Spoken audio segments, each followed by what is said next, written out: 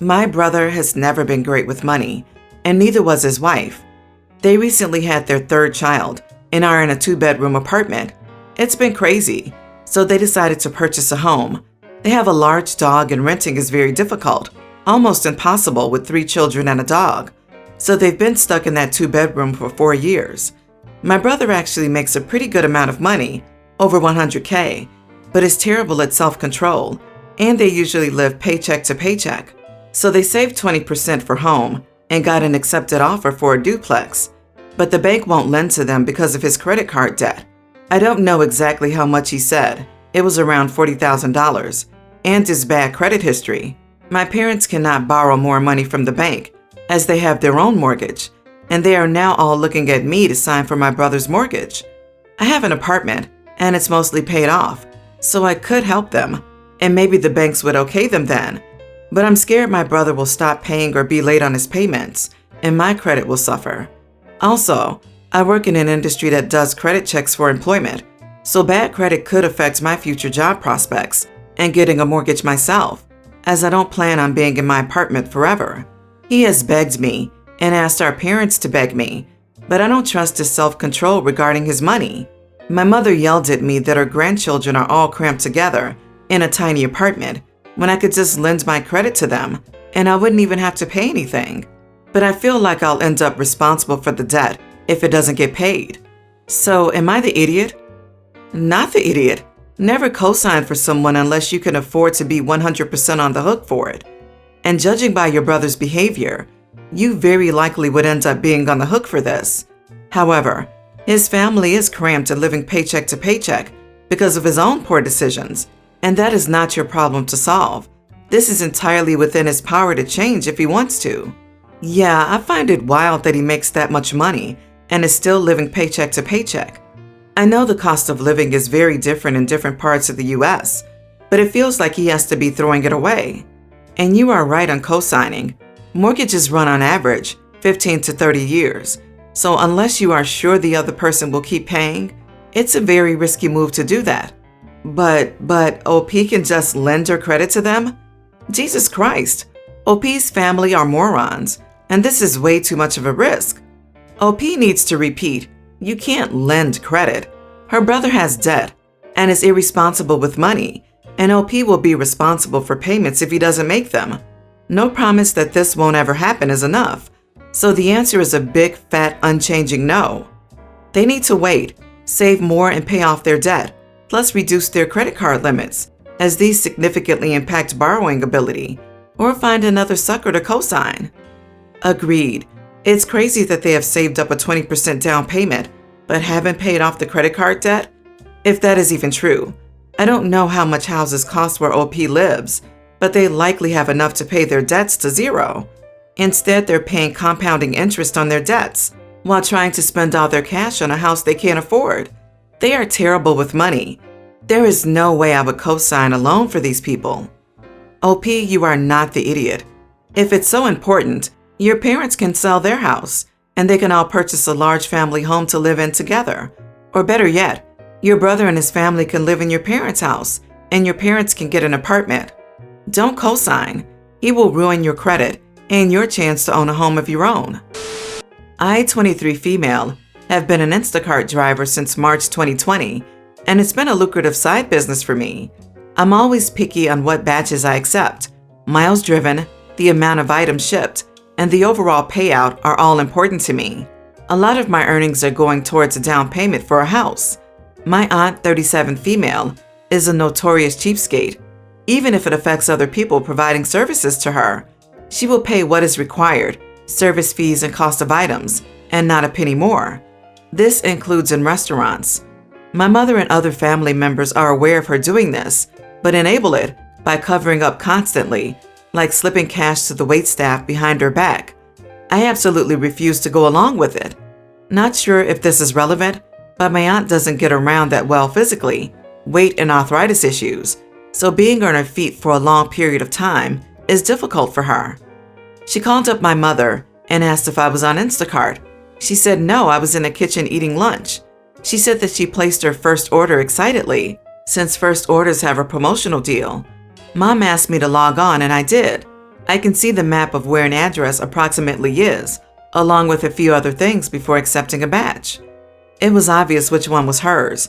I told my mom I wasn't taking it and that it was a terrible order. High amounts of items, 115, a 15-mile round trip, and no tip. My mom went off on me, saying that she's family and this should be an exception to my standards. I told her that no tip equals no trip, and that was it. My aunt called my mom almost 30 minutes later, whining that no one will take her order. I took the phone and I told her I saw the order, and if she doesn't want to appropriately appreciate her shopper, then she can go get the items herself. With that said, I took a much better order and walked out. They are both mad at me and said I'm a terrible person for how I handle things. Am I the idiot? Not the idiot. First off, 115 items? Does she have a massive family that she's buying for? Because I can't imagine buying that many things in a single order. Secondly, no tip equals no trip is both your prerogative and a smart business choice for yourself. Thirdly, your mother knows what your aunt is like and shouldn't want to subject you to that. She should definitely be prioritizing you over her sister.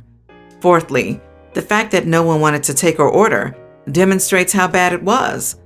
Not the idiot. You explained it well to your aunt. The other Instacart drivers backed you up by not accepting the order. Yes, you could have made this one-time exception so your aunt could get the promotional deal, but then you would have been expected to accept her orders with no tip again and again. I suppose if your mom wanted to cover the tip, like she does in restaurants, that would be a solution. You are the idiot.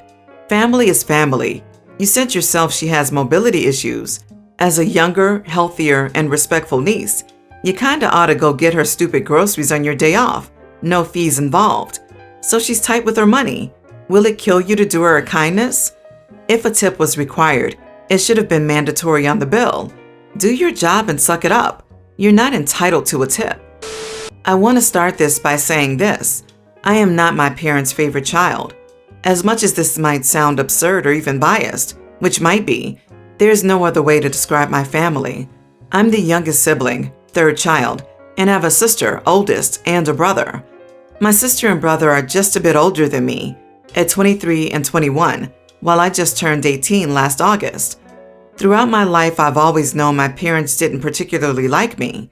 However, they would treat my siblings a lot better, give them better clothes and gifts, and even allowances. I was never mistreated, but I was never given anything like that. I don't even remember the last time my parents gave me a gift for my birthday, or even congratulated me for that matter. This is why I started working as a part-timer since I turned 13, washing cars, cutting grass, washing driveways, etc. That's how I managed to have some money should I need or buy things I wanted. For example, while my parents gave my siblings laptops, I needed to buy my own once they got to high school, which is fine. They don't need to provide me with anything. I'm not entitled to it. It just made me very self-conscious about myself. Now to the main point. My grandfather was a very kind man, and when he passed away, I'm not sure about how this works, as I know almost nothing about the law. He left in his will inheritances for his grandchildren, my siblings and myself, to finance our studies, college/housing/etc. But as I understand it, this money could only be used after the person turned 18. Now my sister went to college and is almost graduating. My brother, however, has changed his course 4 times in the last 2 years, and every time he did that, there was a large cost associated with it, especially since he aimed for expensive colleges. So now he has spent a large part of his inheritance and probably won't be able to finance any course to the end. This is my main problem. My parents came to me and asked me to give my brother my part of the inheritance, as he has had that problem. The thing is, I'll be taking the college entrance exams in November, December, and by giving him this inheritance, I won't be able to do that, as I won't be able to afford college at all. I told them it was absurd, and it wasn't my fault that he wasted his part of the inheritance. Their answer was, he's your brother and he needs help. He'll help you pay for your studies once he graduates. That means I would need to postpone college for at least 4 to 5 years. I didn't want to do that and told my parents that it was my decision. As you would assume, they didn't take that lightly. Instead, they've been calling me an ungrateful child and an idiot for not thinking about family. I'm constantly being shunned in my house, to the point it makes me feel like trash. Am I such a monster? Not the idiot. I strongly suspect that your brother wouldn't help you if, not when, he graduates. And tell your parents if they do touch your part of the inheritance that is meant for your schooling, you will take legal action against both them and your brother. I know that sounds harsh, but if they treat you like crap and now want to screw you out of your money, fight back.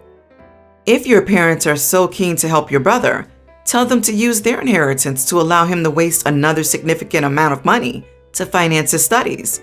You are not the idiot. Do not comply. This is your money, and your brother will never give you back any amount of money, even slightly if you do help him. Oh no, not the idiot. Keep your inheritance and get away from these horrible parents. They don't care about your future, unfortunately, so do not let them ruin it. You're not a trash person or a monster. You sound like a lovely person who had the misfortune of growing up with narcissistic parents who favored their other children over you. Enjoy college and your life away from these toxic people. My sister is getting married in January. She sent the invites last month, and I RSVP'd yes. We're not close, so it was more about me being there because it's what you do than actually wanting to be there. But soon after, my husband and I regretted our response. My sister has chosen the clothes for each immediate member of her and her fiancé's family to buy, and has said we will be turned away if we don't comply. So my dress is $350, and my husband's suit is $290, and our daughter's dress $120, and our toddler son's will be an $80 suit. She informed the family on top of the cost of our clothes that she has passed on the discount for rooms so she can invite more people to the wedding. And a single room is $200 for the night, double rooms are $300, and the family room is $500, and that she already went to the effort of securing us those rooms. Therefore, we need to pay the money for them by November 1st to secure the rooms. My husband told me she was crazy, and that was an insane amount of money. I told her that it was a lot and we couldn't afford all that. She told me we had to, otherwise we would be driving 6 hours home after her wedding. My parents offered to pay for our hotel room, and then she sent us the link to the gift we must buy for her. It's $600 and can only be bought online and includes shipping, or we'd have to drive to another state to pick it up. My parents told her that it was unreasonable to expect this much of all of us. They spent $800 on their outfits, then the $300 on their room, the $500 on ours, and added that they told them to buy a $1,000 gift. She said it was reasonable to expect your family to make your special day a good one, and we should all do this for her. Then she added a jab about at least they have a reason to dress up and look nice, unlike when I got married and didn't even bother with a big day.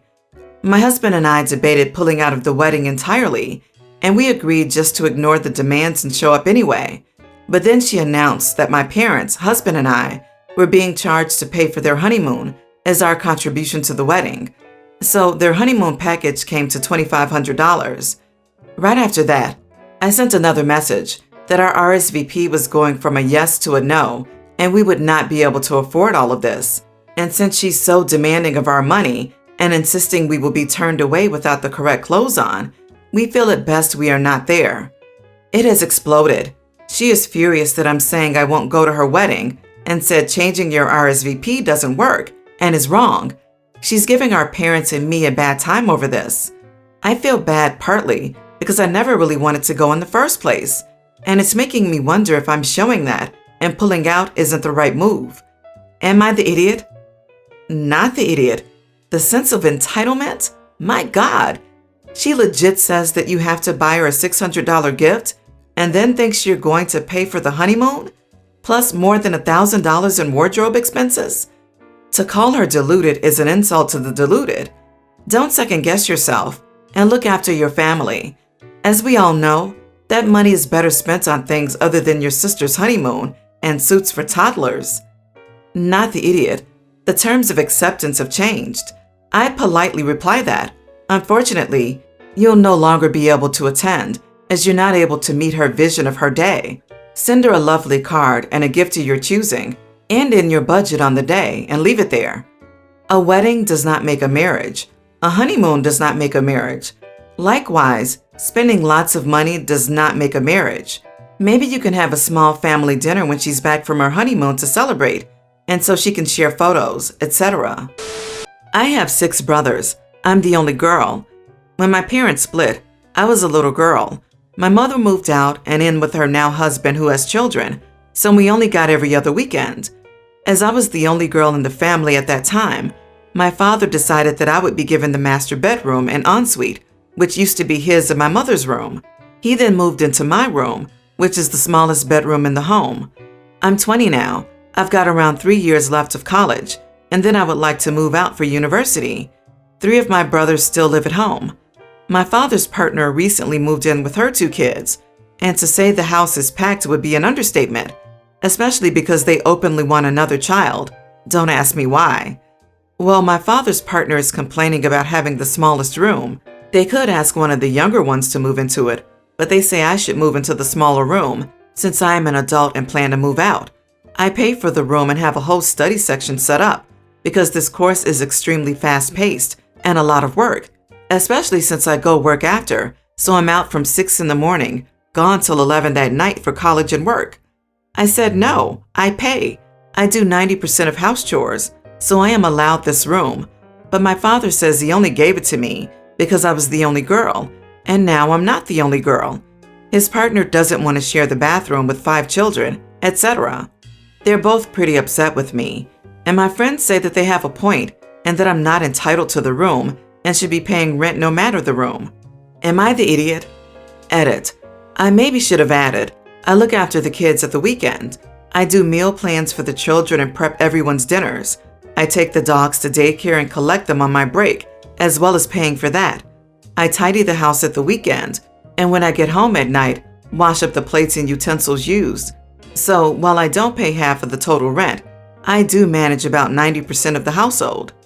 Not the idiot.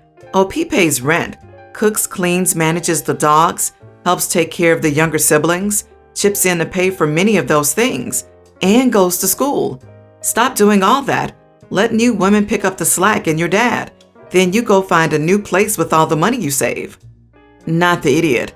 As with most things, it should have been discussed prior to 3 new people moving in, especially when family and money are involved.